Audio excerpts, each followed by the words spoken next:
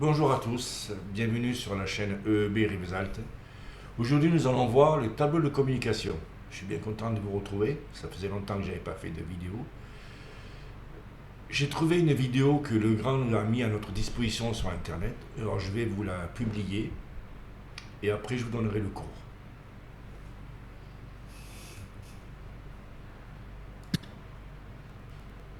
Ce module d'auto-formation sur les réseaux multimédia en résidentiel a pour objectif de vous rappeler les principes de base des coffrets multimédia. Le réseau multimédia répond à un besoin des clients qui souhaitent pouvoir accéder à leurs médias n'importe où dans la maison avec un niveau de performance garanti. En effet, les solutions sans fil ont atteint leurs limites. Les fournisseurs d'accès Internet en sont conscients puisqu'eux-mêmes préconisent des solutions filaires. Mais quels sont les médias que l'on souhaite rendre disponibles partout dans la maison ? Les médias classiques, tels que le téléphone ou la télé, mais aussi Internet et toutes les applications que l'on souhaite partager. Imprimantes, jeux en réseau, photos, vidéos. Dans un premier temps, voyons de façon détaillée quels sont les différents médias qu'il faut distribuer dans la maison. Le réseau local, la télévision, le téléphone France Télécom et les services ADSL du box opérateur, Internet, téléphone ADSL et TV ADSL. Nous verrons ensuite quel est le rôle du coffret multimédia, dans quel environnement normatif il se situe, ainsi que les différents types de prises et de câbles que nous pouvons utiliser comme support physique du réseau multimédia dans la maison, en fonction de son niveau de performance, appelé grade. Enfin, nous verrons quels sont les différents composants que l'on trouve à l'intérieur d'un coffret multimédia. Nous vous proposons également un quiz qui vous permettra de vous auto-évaluer sur les 3 chapitres que nous venons de décrire. Pour accéder à un chapitre, cliquez sur celui-ci.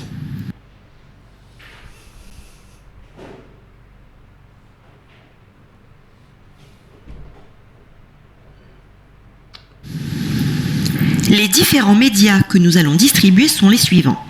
Tout d'abord, le signal téléphone analogique de France Télécom, appelé aussi téléphone RTC comme réseau télécommuté.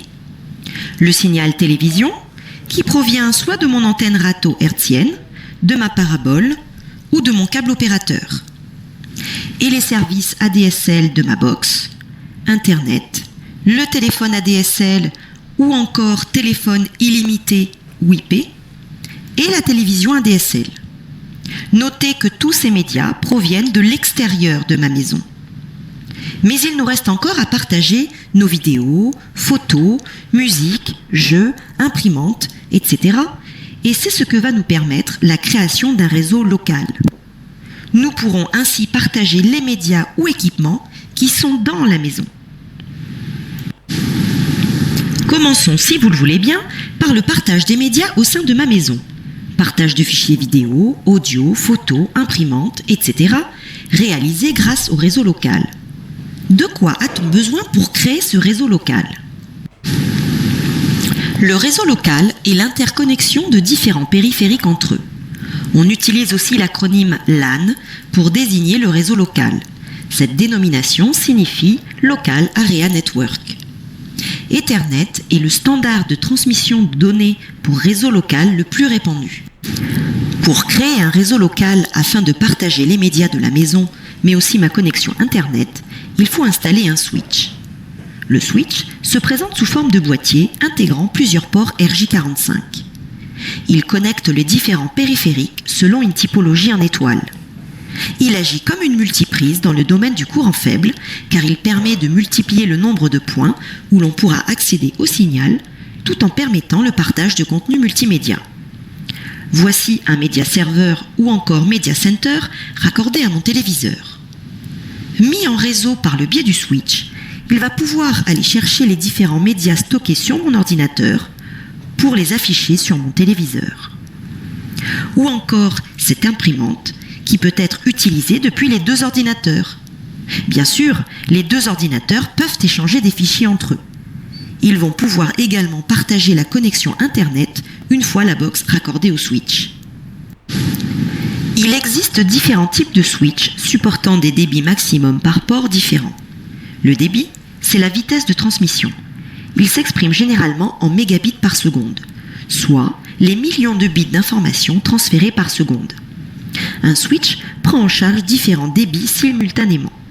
Les switches les plus répandus sont les switches 10-100 mégabits car les débits les plus couramment utilisés en réseau local domestique sont encore aujourd'hui 10 et 100 mégabits seconde. Toutefois, les switches 10, 100, 1000 prenant en charge les débits de 10, 100 et 1 gigabit sont de plus en plus utilisés. Le débit de transfert de données sur le réseau local dépend également de la carte réseau implantée dans mon ordinateur. La carte réseau servant d'interface physique entre l'ordinateur et le câble. Par exemple, si la carte réseau de mon PC est de 100 mégabits et que j'ai un switch 10, 100, 1000 mégabits, le débit maximal d'échange de données s'aligne sur celui de ma carte réseau, c'est-à-dire 100 mégabits.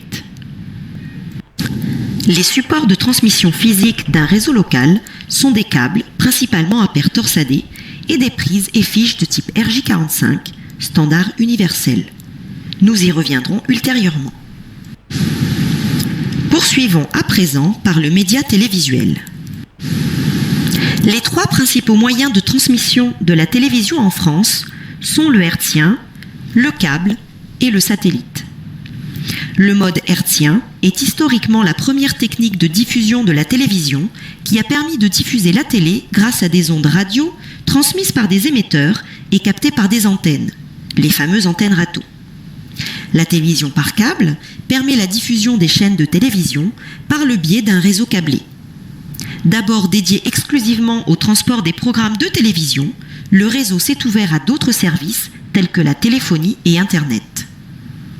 La télévision par satellite permet la diffusion des chaînes de télévision depuis un satellite géostationnaire qui émet sur une zone géographique donnée. La réception est faite au moyen d'une antenne parabolique. Il existe aussi un autre moyen de transmission dont nous parlerons ultérieurement, la TV par ADSL, qui utilise la ligne téléphonique équipée de la technologie ADSL.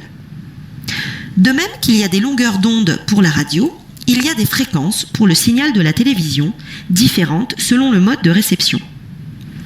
Les signaux hertziens et câbles utilisent des fréquences de 0 à 862 MHz. Les signaux satellites utilisent des fréquences comprises entre 950 et 2150 MHz. Ces niveaux de fréquences vont influer, nous le verrons, sur le choix des produits qui serviront à distribuer le signal TV. Les supports de transmission traditionnels de la télévision hertzienne, satellite et câble sont le câble coaxial et la prise du même nom. Il existe différents formats de prise coaxiale selon le signal que je souhaite distribuer, hertzien, satellite ou câble.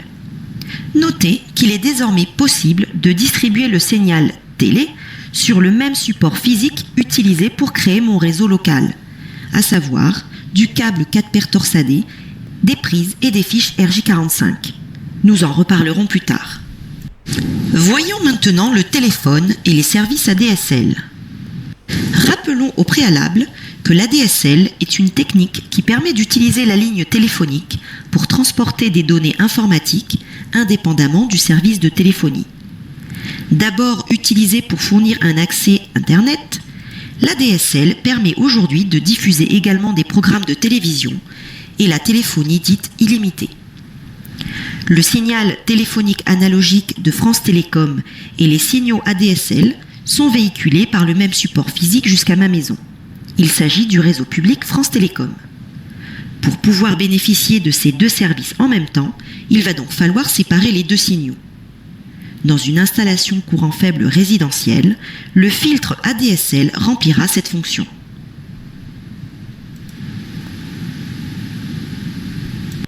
Voyons maintenant ce qui se passe du côté des box opérateurs. Comme nous venons de le voir, j'achemine mon signal ADSL de mon filtre ADSL vers ma box. Je viens me raccorder sur l'entrée ADSL de la box. Mais qu'y a-t-il exactement dans cette boîte ?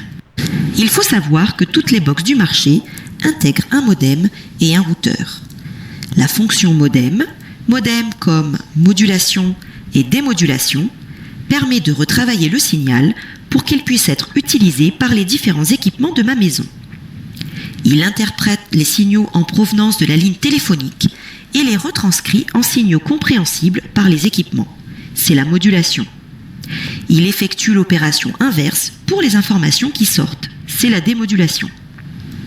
Essayons de transposer tout cela au fonctionnement de la poste. Des sacs de lettres arrivent à la poste. Ces lettres vont être réemballées. Elles étaient dans des sacs, les voilà à présent dans des chariots. C'est la modulation. Le routeur, lui, c'est le centre de tri. Il permet de réorienter le signal vers le bon destinataire. Il met les signaux dans les bons casiers. Les dernières générations de box intègrent également pour la plupart la fonction switch. Le switch, c'est le facteur qui va distribuer les informations au bon destinataire.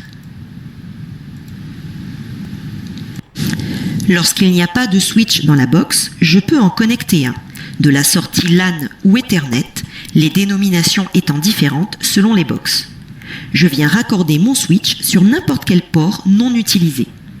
Dans l'exemple ici, j'ai multiplié par 4 le nombre d'accès à Internet.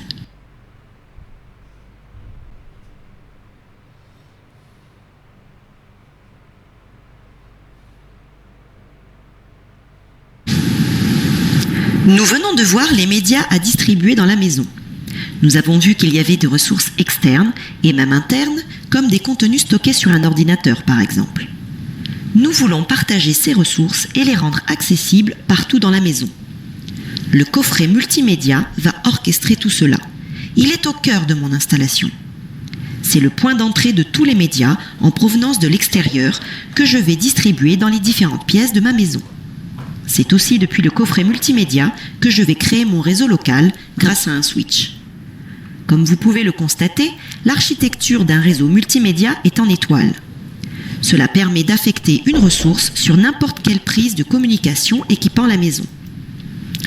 Grâce au coffret multimédia, on dispose ainsi d'une installation flexible et reconfigurable dans le temps en fonction de l'évolution des besoins et de l'espace. Depuis juin 2003, le réseau de communication résidentielle est désormais pris en compte dans la NFC 1500. Il est considéré comme un élément structurel de l'habitat, au même titre que le réseau électrique courant fort. Les normalisateurs de l'UTE, l'Union technique de l'électricité, ont élaboré un guide du câblage résidentiel des réseaux de communication. Le guide UTE C90-483. Il apporte toutes les précisions nécessaires à l'application de la NFC 1500. Il précise entre autres les niveaux de performance des réseaux résidentiels. Voyons à présent quels sont les points essentiels à respecter. Un tableau de communication ou coffret multimédia est à installer dans la gaine technique du logement, GTL. Des prises de communication et des câbles normalisés sont à mettre en œuvre avec un équipement minimum en prise à prévoir par logement et par pièce. Une classification en 4 niveaux de performance de l'infrastructure de communication, appelée grade, est définie en fonction des applications et des services supportés. Le câblage entre le tableau de communication et les différentes prises desservant les pièces du logement est réalisé selon une typologie en étoile. Voyons à présent chacun de ces 4 points, plus en détail. Voici la composition minimale obligatoire d'un coffret de communication. Il doit comporter le point de livraison des opérateurs de télécommunications, appelé DTI, comme dispositif de terminaison intérieure. Il s'agit du repère A sur le schéma. Il comprend aussi un répartiteur équipé de socles RJ45, des socles RJ45 connectés aux câbles de communication alimentant les socles des prises terminales, une barrette de terre, et enfin un espace de 100 mm pour permettre la mise en œuvre du DTI optique lorsque le raccordement par fibre optique est requis. Le coffret multimédia doit être placé dans la GTL. Voyons maintenant quel type de prises et de câbles vont être utilisés pour créer ce réseau multimédia. La norme NFC 1500 définit la prise RJ45 comme prise de communication universelle obligatoire depuis janvier 2008. Il existe différents modèles de prises RJ45 selon leur performance, leur blindage et les médias que l'on souhaite distribuer. Le câble utilisé est le câble 4 paires torsadé. Chaque paire est affectée à la distribution d'un média. la paire bleu-blanc-bleu pour le téléphone, les paires orange-blanc, blanc-orange et vert-blanc-vert pour les signaux informatiques, et la paire marron-blanc-marron pour la télévision.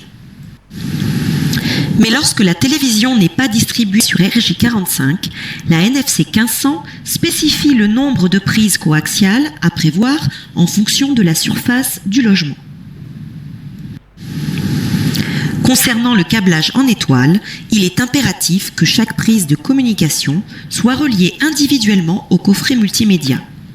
Les liens coffret-prise ne doivent pas dépasser 45 mètres. Le guide UTE C90-483 définit une classification en 4 niveaux appelés grades.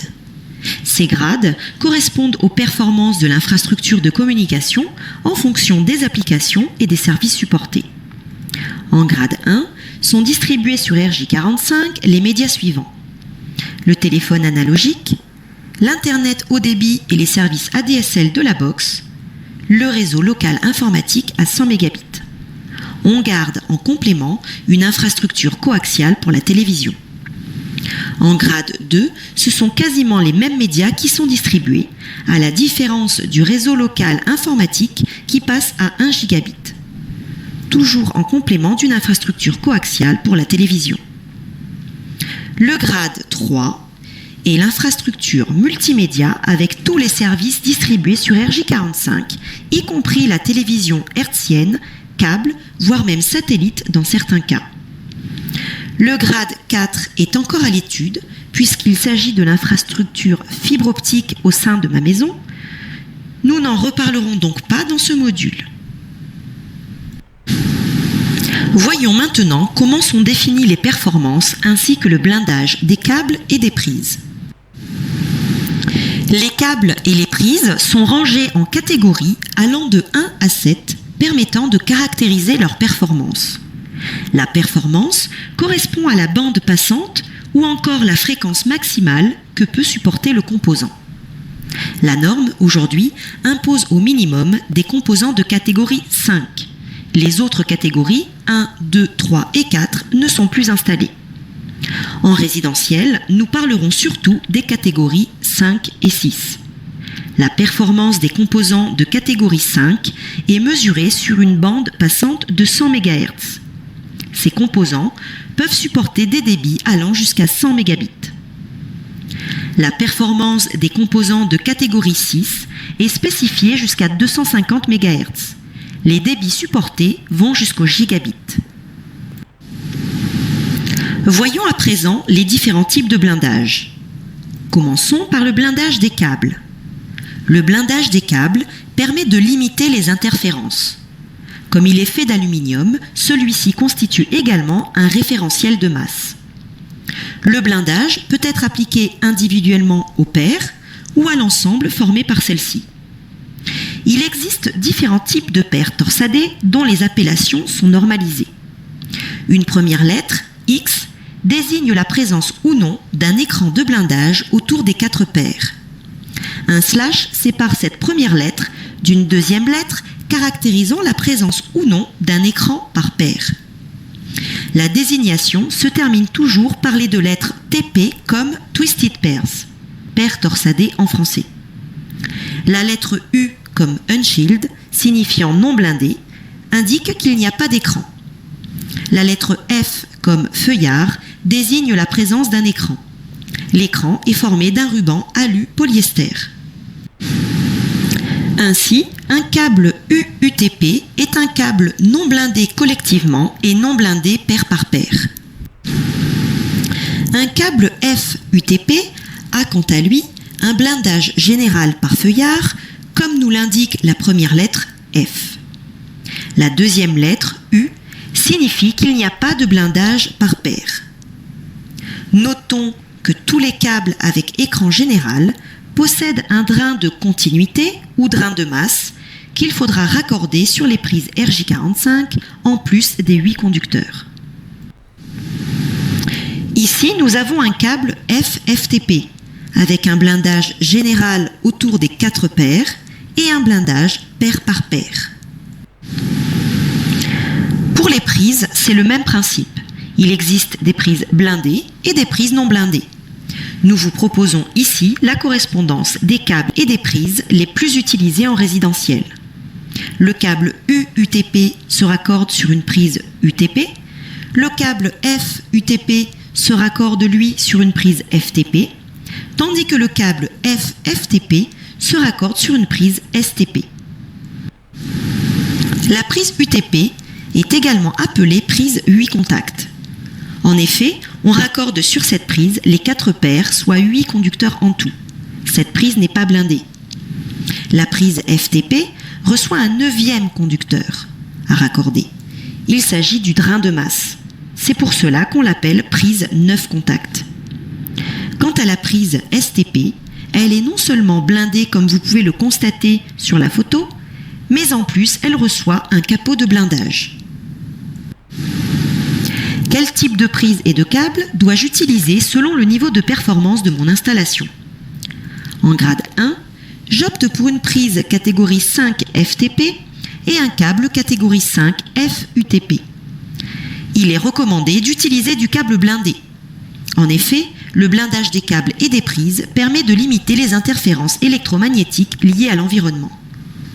En grade 2, j'augmente la performance de mes supports et choisis des composants de catégorie 6, en gardant le même blindage qu'en grade 1. En grade 3, qui correspond à la solution tout RJ45, y compris pour la télévision, j'utilise des prises de catégorie 6 STP, avec capot de blindage, et un câble FFTP. Mais il n'existe pas d'appellation normalisée pour les câbles. La plupart des câbles 4 paires torsadés FFTP du marché permettent de passer une fréquence maxi de 900 MHz, ce qui est suffisant pour le signal hertzien et câble. Si l'on souhaite distribuer le signal satellite, il faudra donc s'assurer que la bande passante du câble utilisé est capable de supporter des fréquences allant jusqu'à 2150 MHz.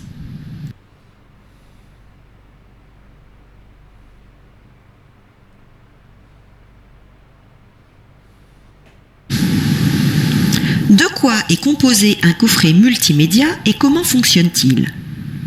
Pour cela, allons voir de plus près les composants d'un coffret multimédia. Prenons l'exemple d'une solution où toutes mes prises terminales sont en format RJ45.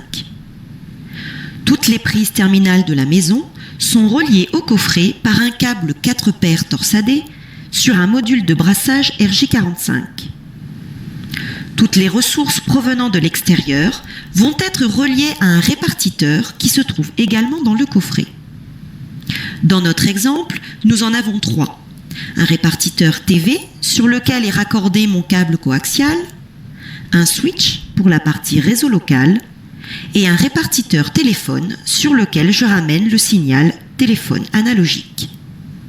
Notez que le point d'entrée du signal téléphone dans la maison se fait sur le DTI, dispositif de terminaison intérieure. Il ne nous reste plus qu'à affecter les ressources aux différentes prises de la maison. C'est ce que l'on appelle le brassage. Ceci est réalisé grâce à des cordons de brassage qui vont relier le répartiteur de la ressource au bloc de brassage de la prise terminale concernée. Exemple, pour diffuser la télévision sur la première prise, il me suffit d'utiliser un cordon de brassage et de raccorder le bloc de brassage relié à cette prise au répartiteur TV. Dans cet exemple, je souhaite recevoir la télévision sur une prise RJ45 de ma maison. De la même manière, pour avoir le téléphone analogique sur une prise, je connecte un cordon de brassage du bloc concerné au répartiteur téléphonique. Enfin, pour mettre en réseau mes 2 ordinateurs, je raccorde un cordon de brassage sur le switch. Quoi de plus simple ? Si l'on souhaite distribuer les services ADSL, Internet, téléphone et TV ADSL, je vais installer ma box à proximité du coffret. Avant, je vais devoir ajouter dans mon coffret un filtre ADSL qui séparera le signal France Télécom du signal ADSL comme nous l'avons vu précédemment. De la sortie phone du filtre, j'amène le signal France Télécom sur le répartiteur téléphone. Et de la sortie modem, j'amène le signal ADSL sur ma box. Pour le partage de la connexion Internet, je raccorde la sortie LAN de la box sur le switch. Mes deux ordinateurs, en plus d'être en réseau, peuvent maintenant surfer sur Internet. Pour le téléphone, raccordez un nouveau répartiteur téléphone à la sortie téléphone IP de la box et par simple brassage, venez affecter ce service à n'importe quelle prise. Pour la TV ADSL, je raccorde la sortie TV ADSL de la box directement sur le module de brassage de la prise terminale sur laquelle est branchée ma télé et mon démodulateur. En complément du réseau multimédia qui va garantir la performance, il est possible d'installer un point d'accès Wi-Fi qui va compléter l'installation en offrant aux utilisateurs de la mobilité.